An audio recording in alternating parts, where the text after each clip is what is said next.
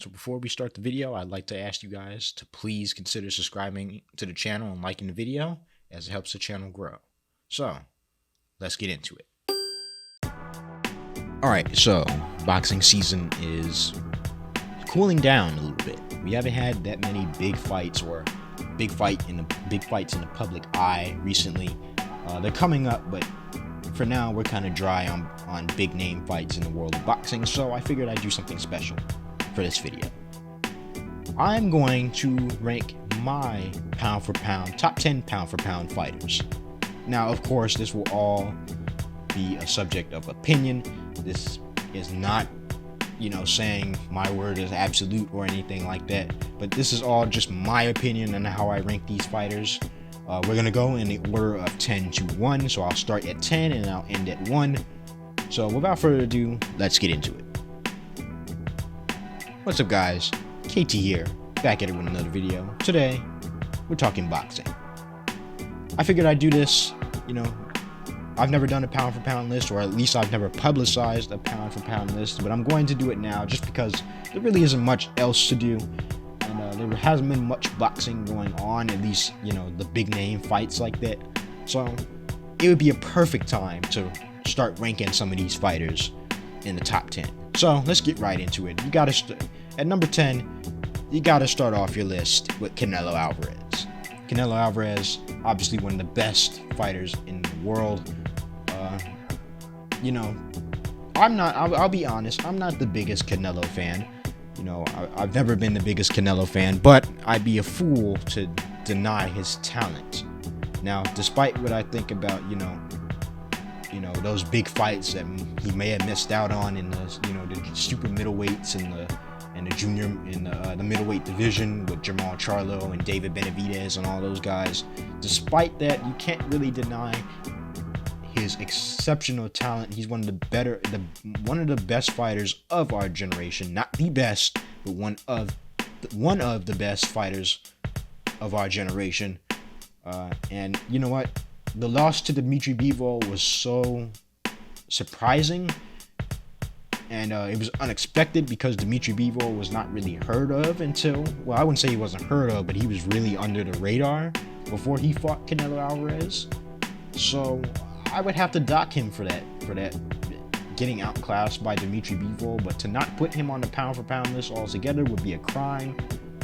Other than that, he has one of the better resumes in the sport of boxing. He's one of the better talents in the sport of boxing. He still has a lot left in the tank at age 31. Maybe we get those big fights with David Benavidez and Jermall Charlo and Demetrius Andrade at some point in time. But as it stands now, I have Canelo Alvarez ranked number 10 on my pound for pound list. Now, at number 9, I'm going to put Alexander Usyk. Now, honestly, if you would have asked me a couple months ago, I would have put Alexander Usyk top 5. But analyzing it a little bit more, I figured that Alexander Usyk needs a little bit more on his resume. Yeah, he's been undisputed in the cruiserweight division. Yeah, he's beat really good names. He beat Anthony Joshua pretty easily. But I still feel like I can see more of Alexander Usyk. Now, he's beaten some good names, don't get me wrong. He's beaten Marius Briedis. He's beaten Michael Hunter. He's beaten Tony Bellew. He's beaten Mariat Gassiev. And he's become undisputed in that, that cruiserweight division. I just need to see more. If he can become undisputed in that heavyweight division, with him holding all the belts, maybe if he beats Tyson Fury, he'll be top 5. Honestly. But as it stands now,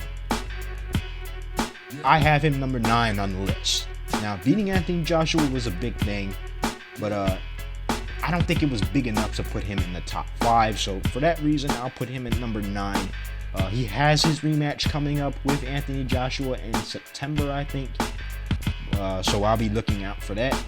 Maybe he'll fight Tyson Fury. It all depends on what Tyson Fury wants to do. But as it stands now, Alexander Usyk is number 9 on my list. Now, number 8. Number 8 has to be Dimitri Bivol. Now, this is a tough one. This is a tough one. Dimitri Bivol is a special fighter. And this is a tough one because you also have Arthur Beterbiev sitting right there. But Dimitri Bivol beat the man. He was the man that beat the man in Canelo Alvarez. So yeah, to not put him on the pound for pound list would be a crime. At least in my opinion. I have him on this pound for pound list. Because at the time, Canelo Alvarez was number 1 pound for pound consensus on every pound for pound list out there. He was consensus pound for pound number 1, Canelo Alvarez. He still is pound for pound number 1 on some pound for pound list.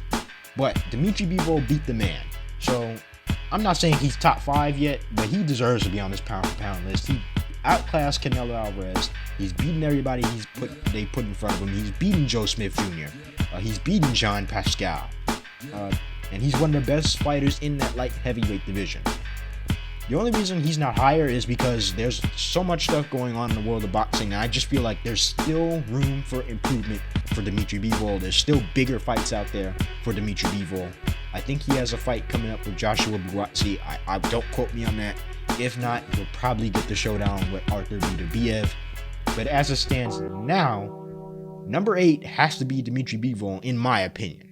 So, Dimitri Bivol, number 8. Number 7.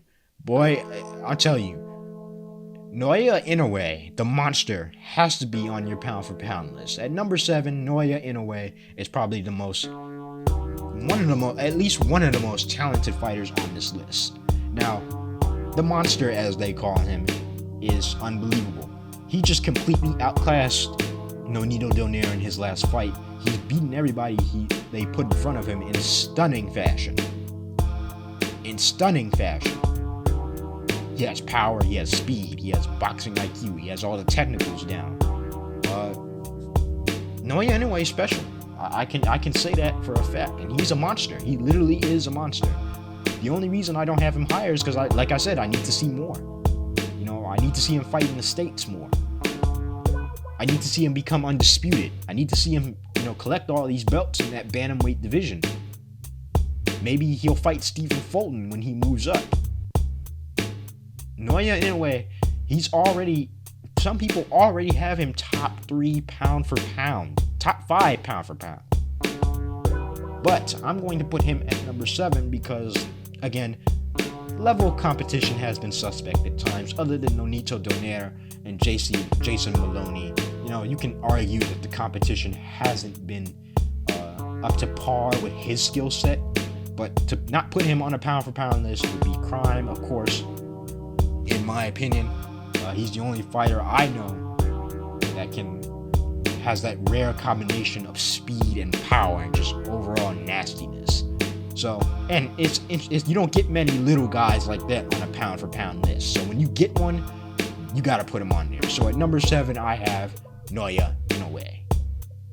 Now we're approaching the top 5. Number 6. Number 6 is interesting. I could put Shakur Stevenson. I could put Marius Briedis. I can put there's a couple fighters I can put on this list. You can put Devin Haney. You can put all those guys. You can put Josh Taylor there. But number 6 has to be Gervonta Davis. Now, I already know what people are thinking. I already know what you're thinking. Why isn't Gervonta Davis top 5? Because the only reason Gervonta Davis isn't top 5 is because he needs that one big fight.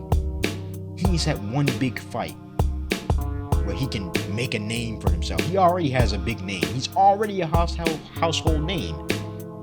You hear the name Gervonta Tank Davis, people are gonna show up. They're gonna pay you an arm and a leg. They're gonna pay all this money for these tickets to go watch him fight because he's that special.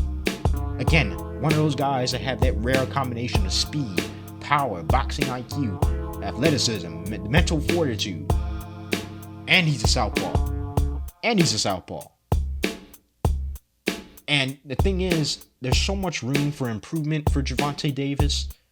There's so much room for him to become undisputed in every single weight division under 140 that there's no question that he has to be on there. The only reason he's not higher or not top 5 is because he needs more. He needs to get in the ring with Ryan Garcia. He needs that fight with Devin Haney. He needs that fight with Vasyl Lomachenko. There's so many good fights in that lightweight division. Not to mention guys like Teofimo Lopez and George Kambosos. You know, if he gets that next big fight where it can put him over the top into elite superstardom like a Terence Crawford or Errol Spence, he'd be top 5 without a doubt. But as it stands now, I have to put him at number 6. I'm sorry. But special fighter, I look for every time Gervonta Tank Davis fights, I'm always looking forward to it. So as it stands now, Gervonta Tank Davis number 6. Now we're getting into the good stuff. The top 5. Always special. These special breed of fighters are unmatched right now. To start off the top 5, Devin Haney. The dream, Devin Haney. If you don't have Devin Haney in your pound for pound list after that performance against George Kambosos, you might be blind. Devin Haney has done everything that has been asked of him. He's been patient. He's been waiting for guys to fight him. He's been waiting for his opportunity to become undisputed. He's been called email champ. He's been called paper champ. But now they can't call him that no more. Devin Haney is undisputed in the lightweight division. He beat the man who beat the man. He beat George Kambosos easily, like I said. And Devin Haney is probably the best technical fighter on this list. I say one of the best technical fighters. One of the best technical fighters, but you can easily argue he's the best technical fighter on this list in the top 5. Devin Haney, you know, he finally got that fight that put him over the top. Just like the Tank, he needed that fight that would put him into the realm of superstardom. And George Kambosos was perfect for it. He showed all his talents. And he's showed that he can box perfectly. He doesn't even have to knock you out. He doesn't need the power. He's one of the rare fighters that can get into the top 5 without having all these knockouts. He's one of the rare fighters that can do that. And he can box your head off and you know, make you miss and win a fight easily. So that's why I put Devin Haney in the top 5. It can be subject to debate. You know, it's my opinion. This is my opinion, but I see Devin Haney as the superstar now after that fight against George Kambosos. So, number 4.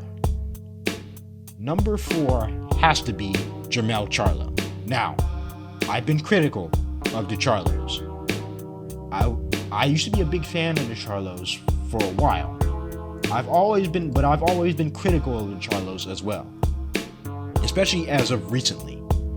But to not have Jermell Charlo in the top 5 would kind of be weird, because you become undisputed in the 154-pound division, in the junior middleweight division. That division is just as tough as the welterweight division. Jermell Charlo has beaten everybody in that division. He's beaten Brian Castano. He's beaten Jason Rosario. He's beaten Tony Harrison. He's beaten Erickson Lubin. He's beat all these guys. And so if you don't have him up there, it's not really a pound for pound list. To become undisputed in the junior middleweight division after we haven't had a junior middleweight champion, an undisputed junior middleweight champion ever, he has to be in there. To become undisputed in that division, it takes a lot of talent. You got to have a lot of talent to become undisputed in that division. That's all I'm going to say. He does have a fight against Tim Tszyu that has been ordered. We'll see what happens in that fight, if that fight gets made. But as it stands now, Jermell Charlo has to be number 4 on my list. You know, I could easily swap him and Devin Haney, but to become undisputed in 154, that takes talent. I've always been critical of Jermell Charlo. I've been critical of the Charlos as of recently, especially as of recently, but there's no denying that Jermell Charlo is one of the best fighters in the world now. So Jermell Charlo at number 4, period. But it's all subject to my opinion. Number 3, you gotta put Tyson Fury. Tyson Fury beat Deontay Wilder twice. Knocked out Deontay Wilder twice. Deontay Wilder was that dude. He still might be that dude. We don't know. But Deontay Wilder, nobody wanted to see Deontay Wilder in that heavyweight division. Regardless of what you think about Deontay Wilder, regardless of what you think about Deontay Wilder's boxing skills, you can't deny that it takes a special breed of fighter to beat Deontay Wilder, and Tyson Fury was just that. Tyson Fury is probably the best technical fighter on this list as far as just pure skill and, technical boxing skills. Of course, that's all subject to debate because you got guys like Devin Haney in there, but Tyson Fury, in my opinion, has to be the best technical fighter on this list. Again, like the same argument I made for Devin Haney, it takes a special breed of fighter to not get all these knockouts and be top 5 pound for pound. You know what? You can say, he didn't fight Anthony Joshua. You can say that, Deontay Wilder, people try to use the excuse that Deontay Wilder wasn't that good. But, you know what? In my opinion, to beat Deontay Wilder twice by knockout, that puts you top 3. He's the best heavyweight in the world. Nobody can dispute that right now. Even with Alexander Usyk there, I still feel like Tyson Fury is the best heavyweight in the world. It's a weak division, but Tyson Fury is the best heavyweight in the world. To win the belts, to be that guy in the heavyweight division, you're going to have to go through Tyson Fury. So at number 3, I got to put Tyson Fury at number 3. But top 2. This is going to be a debate until they fight. Until they fight, this is always going to be a debate. At number 2, I have Terence Bud Crawford. Terence Bud Crawford is that dude. He's that dude. If Errol Spence was not there, he would easily be pound for pound number 1. Bud has been undisputed. Bud is on the verge of fighting Errol Spence for undisputed. Bud is a special breed of fighter. Period. He's the only fighter that you can put, one of the only fighters that you can put in any era, and he still might succeed. Terence Crawford can knock you out. He can outbox you. He will really put a beating on you as well. He's beaten everybody that they put in front of him. Despite all the stuff, all the flack he gets for not having, the best resume at welterweight, you can't deny what he did at junior welterweight, becoming undisputed in that division. The only thing I would say about Terence Crawford is that, again, like I just said a few minutes ago or a few seconds ago, the resume at welterweight hasn't been top tier. It's been good, don't get me wrong, but it hasn't been top tier. So he beat Sean Porter, yes, but he needs that Errol Spence fight to really push him to number 1 pound for pound, at least in my opinion. In my opinion, Terence Crawford is number 2, and he could don't get me wrong, he can easily be number one pound for pound. Easily. He can easily be number 1 pound for pound. I'm just saying, if the resume was a little bit better at 147 in the welterweight division, he would be pound for pound number 1. Period. But as it stands now, he's number 2. And number 1 for my pound for pound list, it's got to be the truth, Errol Spence.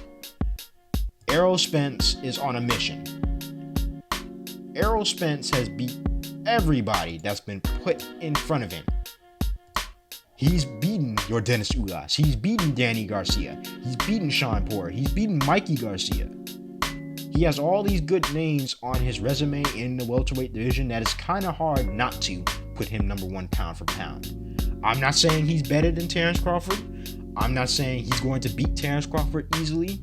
I'm just saying that based on the body of work in the welterweight division, Errol Spence has to be pound for pound number 1. There hasn't been a fighter that can come back, and not to mention that he's come back from a car accident, that he's come back from an eye injury, and he still looks like that same fighter. He might even be a little bit better. The fact that he was able to beat your Dennis Ugas down like that, the fact that he was able to beat Danny Garcia down, The fact that people try to take away the Shawn Porter win tells you a lot about Errol Spence. Errol Spence has to be pound for pound number one in my eyes. He is the truth. He can do everything you ask him to do. He can box, he can fight on the inside. And when he fights Terence Crawford, it's going to be a showdown. There is not a single person on this planet that can say that one guy is going to dominate the other. Errol Spence Jr. and Terence Crawford have to be the two fighters that you can alternate in that one spot at any given time. But as it stands now, Errol Spence is number one pound for pound in my opinion. When those two fight, and trust me, they're going to fight each other. When those two fight, it's going to be a showdown like we've never seen before. It's going to be a showdown. You might need a rematch for that fight. You might need to sit down, watch that fight 2 times, because it's going to be a war. No, either one or two things is going to happen. It's going to be a draw, or somebody's going to get knocked out. Because these two fighters are just that good. But as it stands now, Errol Spence is pound for pound number one in my eyes. That's just my opinion. I just think he has the better body of work in that welterweight division. So, with that being said, there are other fighters that I've left out that could easily be on this pound for pound list. But as it stands now, this is what my pound for pound list looks like. So, but let me know what you guys think about it. Put your pound for pound list in the comment section. Of course, I will be reading them. Tell me if you disagree or agree with some of the selections that I put on here. And make sure you put yours in the comment section. I hope you guys enjoyed this video. If you did, please consider subscribing to the channel and liking the video as it helps the channel grow. Hit that notification bell so you get notified every time I drop one of these videos. I'm going to be trying to do more countdowns like this when I get a chance. So be looking out for that. But as always, thank you guys for watching. Share this video with your friends. I'm out. Peace.